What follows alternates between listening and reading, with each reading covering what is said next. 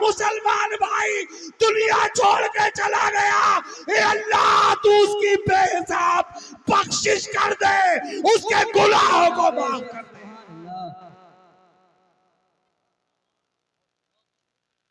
आपका बेटा दुआ नहीं करेगा, ये मस्जिद का इमाम दुआ करेगा। हमारी औलादें हमारी जायदाद पे कब्जा करेगी, हमारी औलादें हमारा जिस्म कब्र में उतार दिया जाएगा, तो हमारे बच्चों को आखिर में हमें 3 मुट्ठी मिट्टी देने का वक्त आएगा, उन्हें वो 3 मुट्ठी मिट्टी भी महंगी पड़ जाएगी। वो सलीके से 3 मुट्ठी मिट्टी भी नहीं दे सकेंगे हमें। सोचा है, फिर भी हम इन्हीं में ही कीड़े निकालते। और कितनी मुबारक जमात है, जरा गौर करो कहां कहां काम नहीं आते ये हमारे, पैदाइश से लेके मरने तक, और सिर्फ मरने तक ही नहीं, मरने के बाद धकिया के जन्नत में पहुंचाने। अरे धकिया के ही भेजेंगे। जनाजे में दुआ अलग कराए, तीजे में अलग कराए, 10वें में अलग कराए, 20वें में कराए, 40वें में कराए, तभी बरसी में कराए, तो धकिया ना। क्यों भाई करते नहीं करते हैं? तो ये मरने के बाद तक काम आते। बच्चा पैदा हो, सच बताइए ईमानदारी से, बच्चा पैदा हो घर में, उसके कान में अजान कौन पड़ेगा?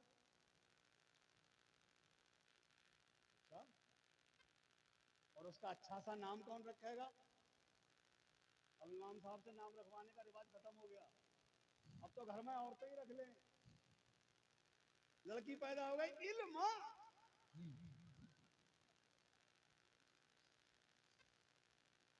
वो कुरान पढ़ लेती है ना, वो कुरान ऐसा कुरान पढ़ती, और उसी में कोई लफ्ज अनअमता, अनअमता अलैहिम है ना, तो अनअमता ये नाम ला रही लड़कियों के। अब तो उलमा से नाम रखवाना ही बंद कर दिया।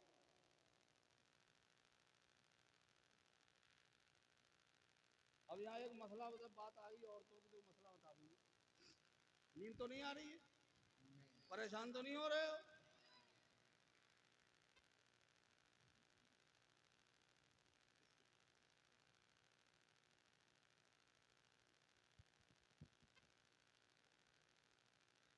ये चूंकि मसला मैं इसलिए बता रहा हूं कि औरतों से ज्यादा खता होती है।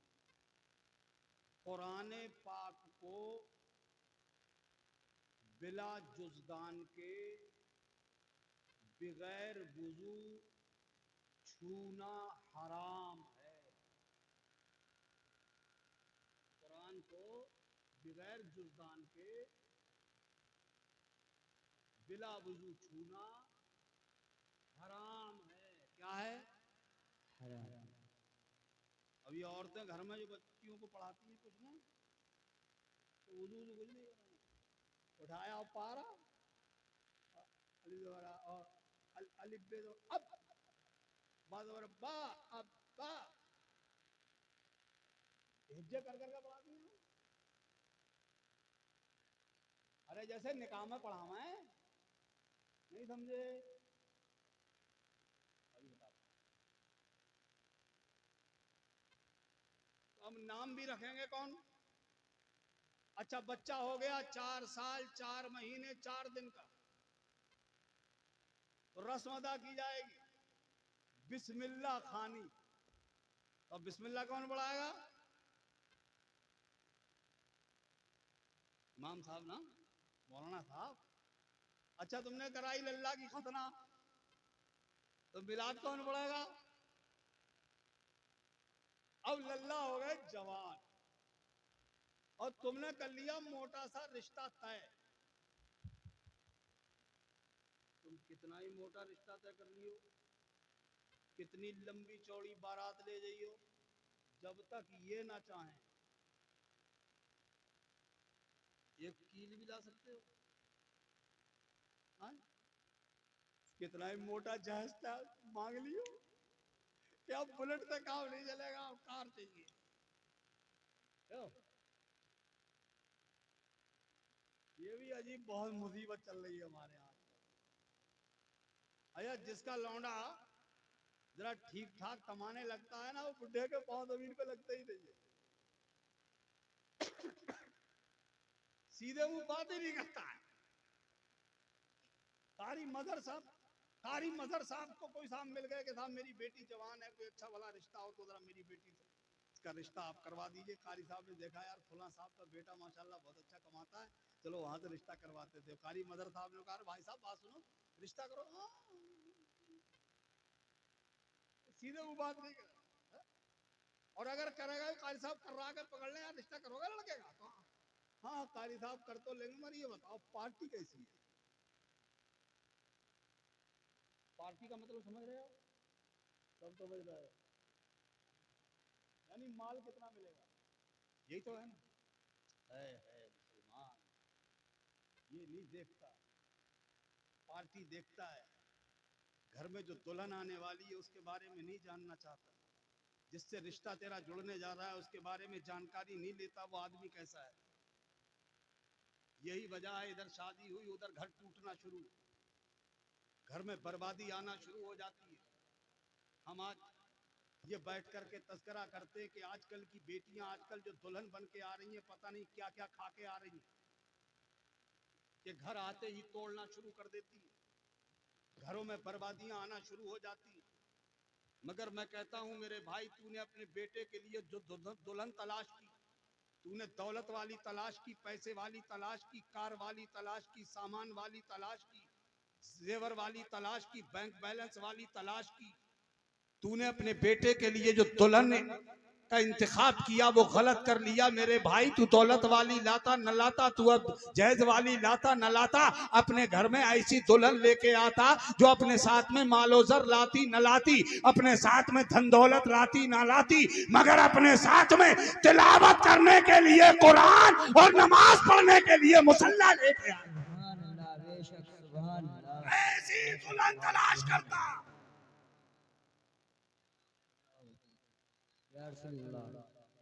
या नहीं छोड़ेंगे, जिंदाबाद।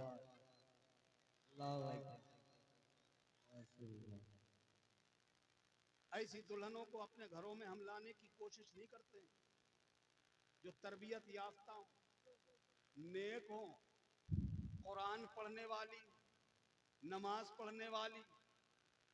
और आजकल की लड़कियों को भी इतना शऊर नहीं है, इतना ज़हन नहीं है, इतनी अकल नहीं है कि हम अगर ससुराल में जाने के बाद अच्छे रास्ते पे चलें, ठीक से चलें, तो मेरे बाप की भी इज्जत होगी, मेरे खानदान की इज्जत होगी, मेरे गांव की इज्जत होगी। नहीं, मिसाल के तौर पर यूं समझ लीजिए, मेरी कुछ बेटियां बहनें बैठी सुन रही हैं, ये मैसेज अपने साथ लेकर के जाना। मिसाल के तौर पे मेरी बेटी जवान, मैंने अपनी बेटी का रिश्ता कर दिया, मेरी बेटी शादी होकर के ससुराल में गई, उसने जाते ही पहले बेचारा हरा भरा घर था, सब मेल मोहब्बत से रहते थे। मेरी बेटी ने जाते ही उस घर में ऊधम बपा कर दिया, घर में कलेश पैदा कर दिया। पहले घर में दीवारें नहीं थी, अब दीवारें लगवा दी, हमेशा काए काए घर में होने लगी, कलेश घर में होने लगा, घर बर्बाद होने लगा।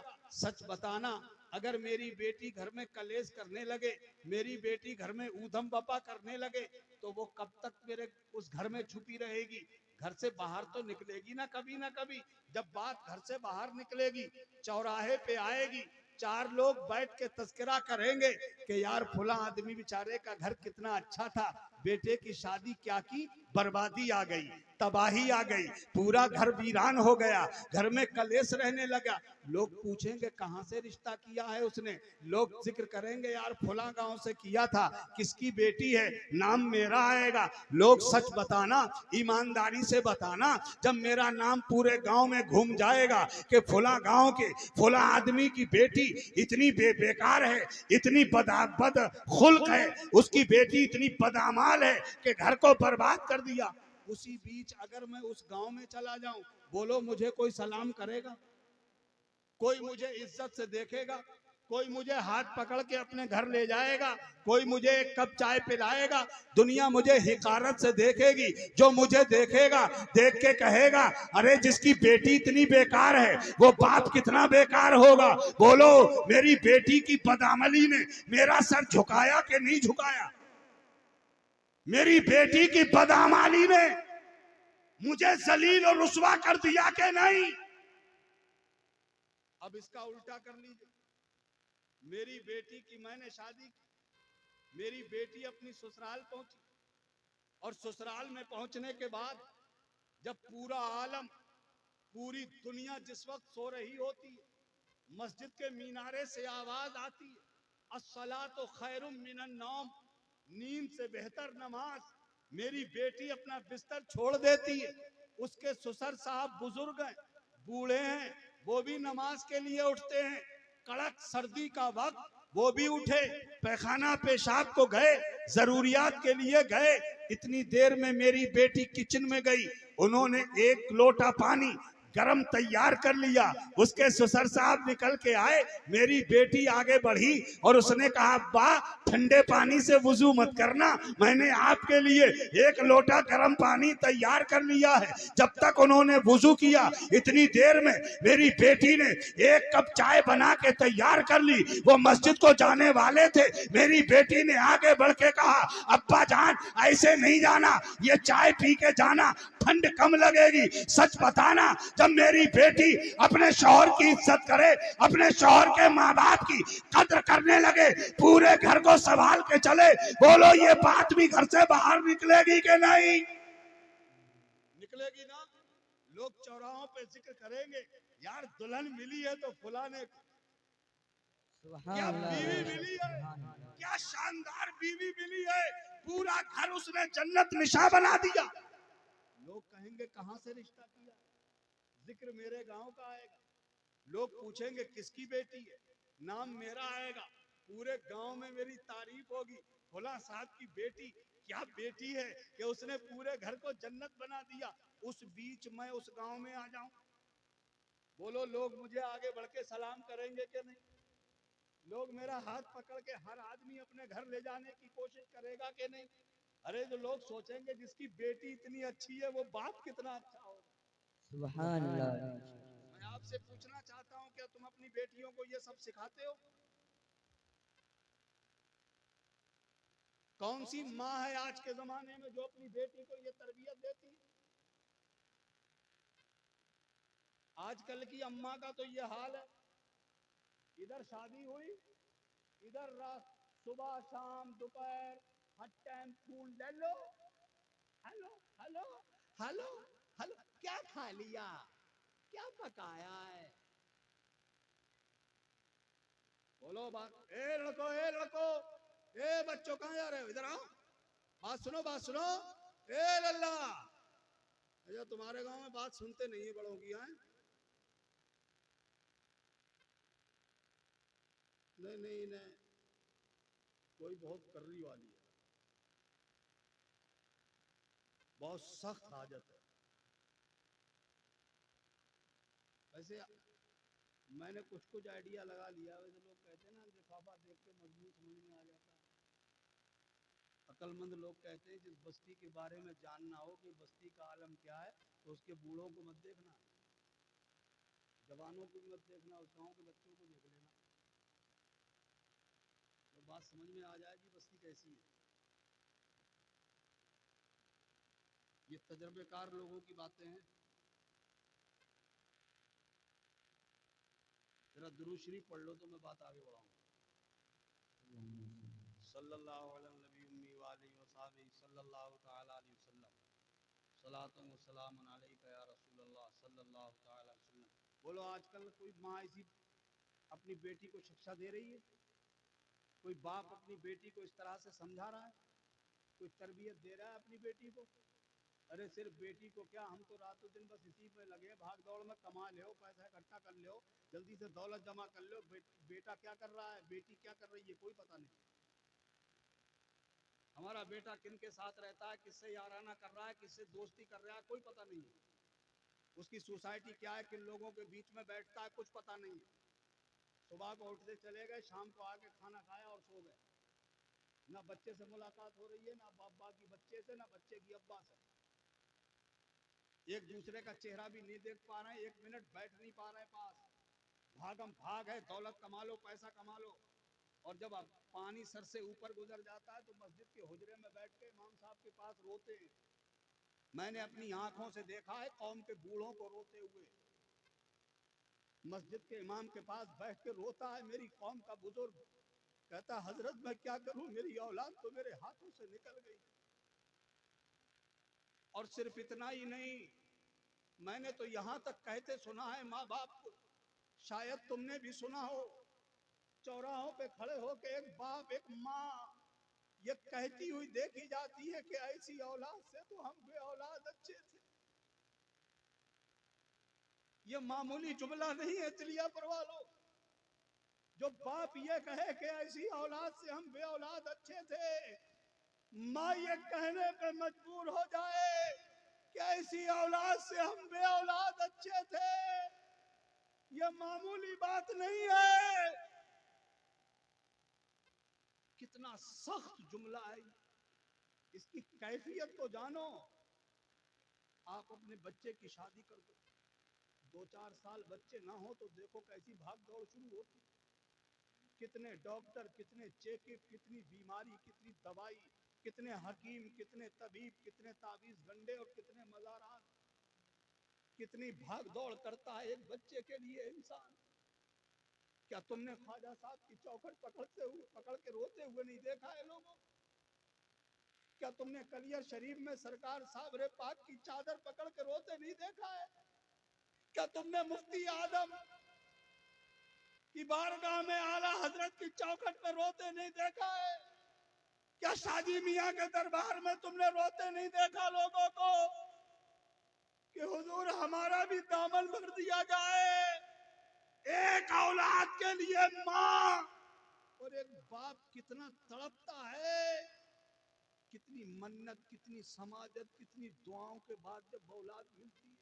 और वो औलाद जब जवान हो जाए, माँ बाप बूढ़े हो जाएं, उस वक्त माँ बाप ये कहें कि ऐसी औलाद से तो हम बे औलाद अच्छे थे। सोचो कैसी कैफियत है।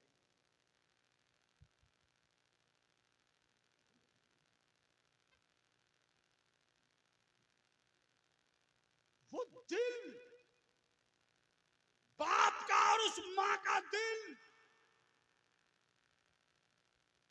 सोचो उस दिल पे कितनी सख्त मुश्किलात का सामना होगा। जिस दिल से ये आवाज निकले कि ऐसी औलाद से तो हम बे औलाद।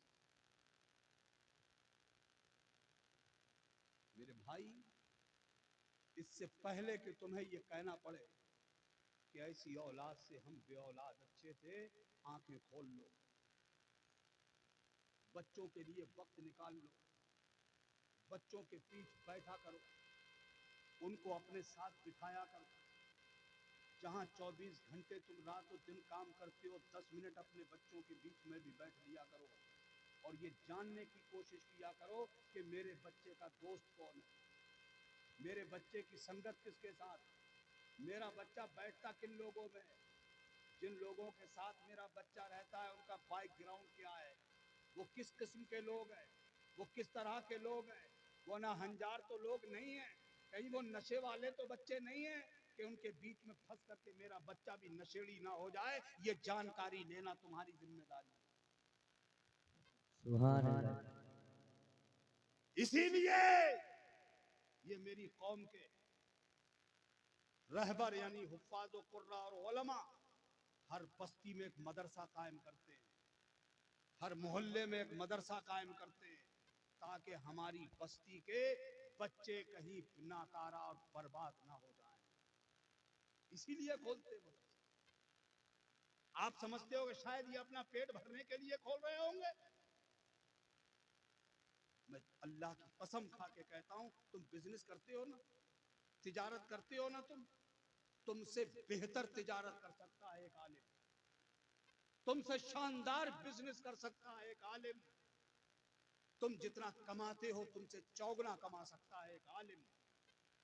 मगर ये दुनिया नहीं देखते, इन्होंने जो इल्म दीन हासिल किया होता है उस इल्म दीन की रोशनी में ये तुम्हारे बच्चों को भी मुनव्वर और ताबनाक बनाना चाहते हैं। सुभान अल्लाह। ये चाहते हैं। और इसमें ये नहीं है कि साहब तुम्हारा बच्चा हाफिज ही बन जाए, आलिम बन जाए, कारी बन जाए, मुफ्ती बन जाए। सबके सब तो ये नहीं बन सकते, ना सब हाफिज हो सकते हैं, ना सब आलिम हो सकते हैं, ना सब मुफ्ती हो सकते हैं। अगर ये सब के सब आलिम हाफिज हो जाएंगे तो फिर डॉक्टर कहाँ से आएंगे, इंजीनियर कहाँ से आएंगे, मास्टर कहाँ से आएंगे, वकील कहाँ से आएंगे, बैरिस्टर कहाँ से आएंगे, जज कहाँ से आएंगे, आईएएस कहाँ से आएंगे, पीसीएस कहाँ से आएंगे, वैज्ञानिक कहाँ से आएंगे, साइंटिस्ट कहाँ से आएंगे? जहाँ हाफिज हो, कारी हो, आलिम हो, वहां हमारा बच्चा डॉक्टर भी होना चाहिए, मास्टर भी होना चाहिए, इंजीनियर भी होना चाहिए। मगर मेरे भाई, मास्टर बनने से पहले, इंजीनियर बनने से पहले, डॉक्टर बनने से पहले ऐसा बना दो अपने बच्चे को कि तुम्हारा बच्चा जब एमबीबीएस की डिग्री हासिल करके आए, जब तुम्हारा बच्चा सर्जन बन के आए, जब तुम्हारा बच्चा शानदार डिग्री हासिल करके आए और तुम बीमार पड़ जाओ, तुम्हारा इलाज करने लगे तुम्हारा बच्चा, तुम्हें टेबलेट की जरूरत हो तो दे, तुम्हें कैप्सूल की जरूरत हो तो दे, तुम्हें इंजेक्शन की जरूरत हो तो दे, तुम्हें सलाइन की जरूरत हो तो दे, तुम्हारे चेकअप की जरूरत हो तो चेकअप तुम्हारा करे, बोतल चढ़ाने की जरूरत हो तो तुम्हें बोतल चढ़ाए। यानी पूरी जिंदगी तुम्हारा बच्चा तुम्हारे लिए डॉक्टर और मुआलिज बना रहे, तुम्हारा इलाज करता रहे। मगर जब वो घड़ी आ जाए, जब वो वक्त आ जाए, जब वो टाइम आ जाए जहां से हर एक को गुजरना है, यानी जब सांस गले में फंस जाए, नशा का वक्त आ जाए, आखिरी टाइम आ जाए जहां कोई दवाई काम नहीं करती, तुम्हारा बेटा तुम्हारे लिए दवाई लाए, तुम उस वक्त अपने बच्चे से कहो, मेरे लाल मुझे तेरी दवाई की नहीं, कुरान पाक की सूरह यासीन की जरूरत है।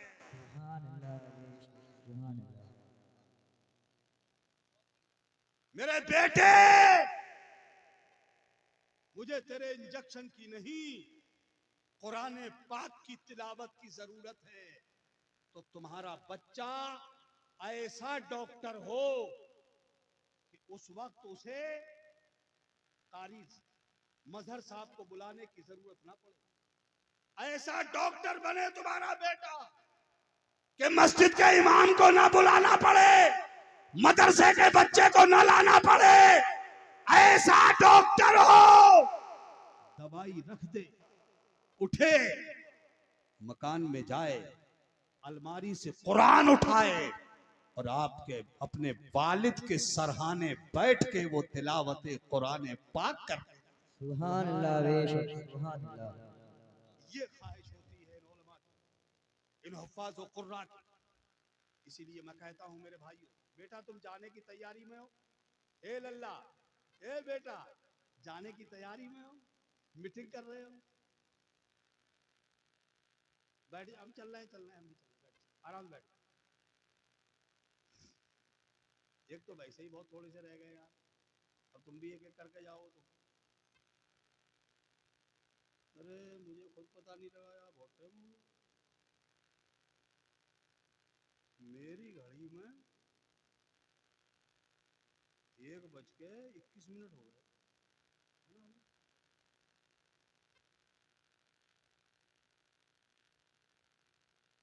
मेरे ख्याल में 12:15 बजे बैठा था, 1.25 घंटे से भी ज्यादा हो गया।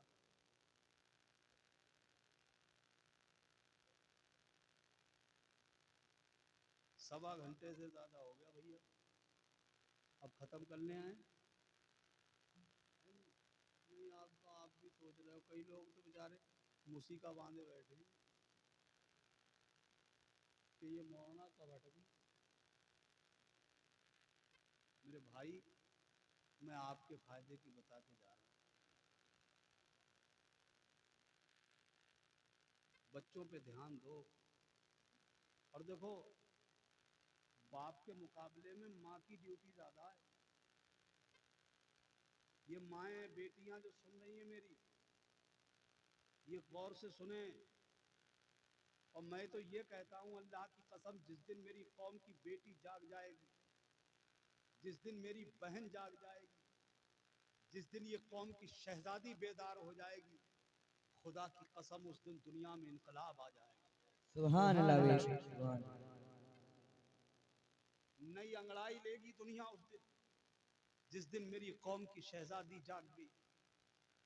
मगर क्या करें, हमारी बहन बेटियों को भी इतना शऊर नहीं है। अगर ये चाह ले, अगर ये चाह ले, खुदा की कसम मेरी कौम का कोई बच्चा बेराह रो नहीं हो सकता। अगर तुम चाह लो तो तुम्हारे घर में कोई परिंदा पर नहीं मार सकता।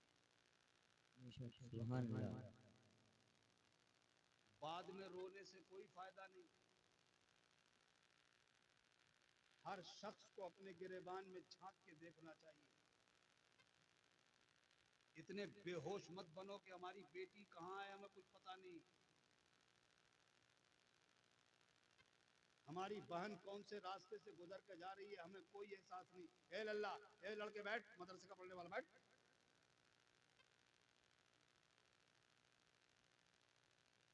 मदर लग रही है बहुत जोर से, चलिए तवज्जो है।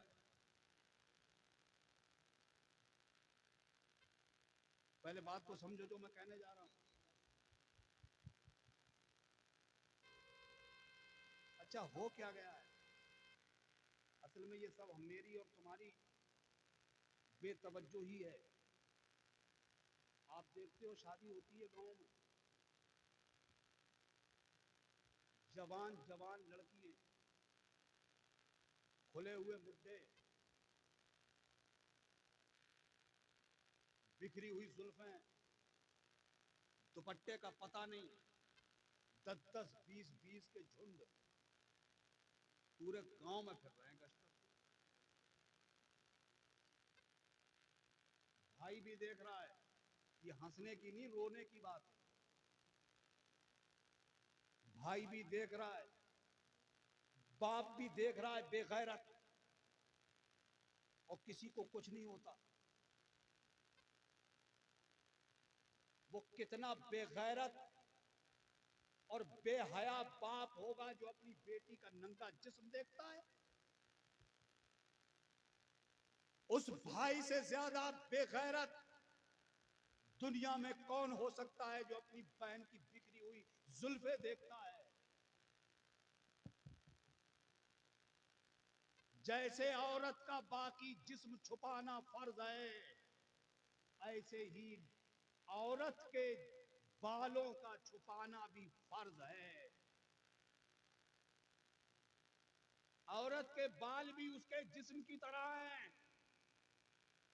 खुली हुई जुल्फे बेटियों की, बहनों की, और भाई देख रहा है। शर्म नहीं आती? ठंडे दिल से मुझे सोच के बताना, अगर किसी बाप की बेटी नादानी में सहेलियों के साथ पढ़कर कोई ऐसा लिबास पहन ले जो मुनासिब नहीं है, और बाप की नजर पड़ जाए बेटी पर, और वो बाप अपनी बेटी को अपने सामने खड़ा करे पूरी जिंदगी में सिर्फ एक बार बेटी को सामने खड़ा करके थोड़ी सी आंखें तेज करके अपनी बेटी से कह दे, बेटी ये जो कपड़े तुमने अपने जिस्म पे पहने हैं अगर ऐसे कपड़े मैंने दोबारा तुम्हारे जिस्म पे देख लिए तो खैरियत नहीं है तुम्हारी। सच बताना ईमानदारी से, उस बेटी की हिम्मत है दोबारा ऐसा कपड़ा पहनने? बताओ मुझे आप, कोई भाई अपनी बहन को सामने खड़ा करके कहे, ये मेरी बहन, तू मेरी इज्जत है, तू मेरी शान है, तू मेरा वकार है, तू मेरी आबरू है, तू मेरी रीढ़ की हड्डी है, तू मेरी बहन है ना, मैं भाई हूं तेरा। अगर मैंने तुमको जिंदगी में दोबारा नंगे सर देख लिया तो मैं भाई हूं तुम्हारा। सच बताना ईमानदारी से, उस बहन की बजाल है जिंदगी में सर पे से दुपट्टा उतार दे? बोलो मुझे, बताओ क्या हो गया? तुम इतने बेगैरत हो गए हो, इतने बेहया हो गए हो कि तुम अपनी बहन बेटियों को इस हालत में देखने के बाद तुम्हें जुनून नहीं सवार होता, तुम्हें गुस्सा नहीं आता? और ये तुम्हारी यही बेतवज्जोही की वजह है जो हमारी बेटियां अपनों में से निकल के गैरों के घरों में चली जाती।